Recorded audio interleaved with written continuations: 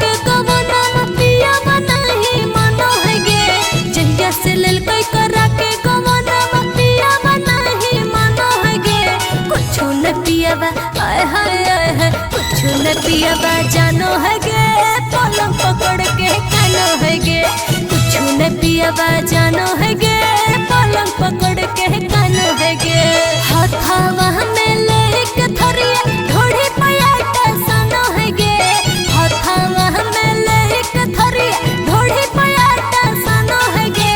कुछ न पियावा आय हाय कुछ न पियावा जानो है गे पलंग पकड़ के कानो है गे कुछ न पियावा जानो है गे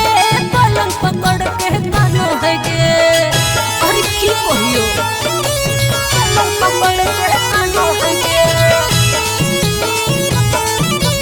पलंग पकड़ के कानो है गे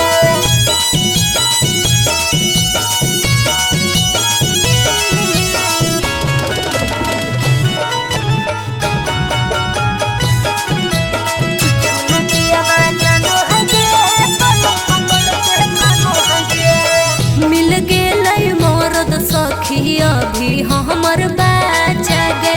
धर कहिए आगे धरे पाछा गे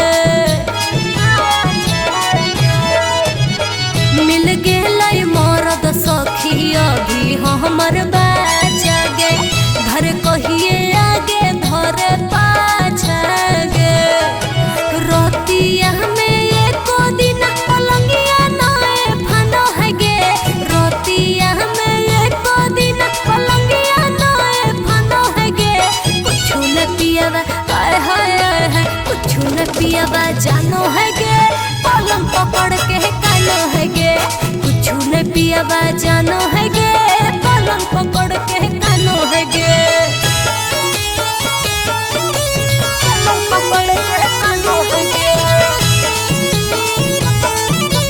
पलंग पकड़ के कानो है गे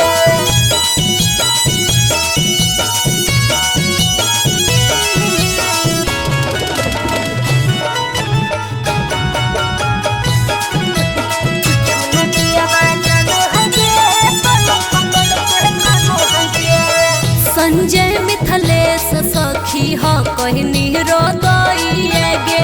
चर चर करो ने चर पोइए गे अबे सखी सुनो ना संजय मिथलेश सखी ह कहनी रोदइए गे चर चर करो ने चर पोइए गे आर के बिजोइया खाली उहे जगहिया खानो है गे आर के बिजोइया खाली उहे जगहिया खानो है गे कुछ न पियावा आय हाय कुछ न पियावा जानो है गे पलंग पकड़ के कानो है गे कुछ न पियावा जानो है गे पलंग पकड़ के कानो है गे की कहूँ बड़ परेशान करे।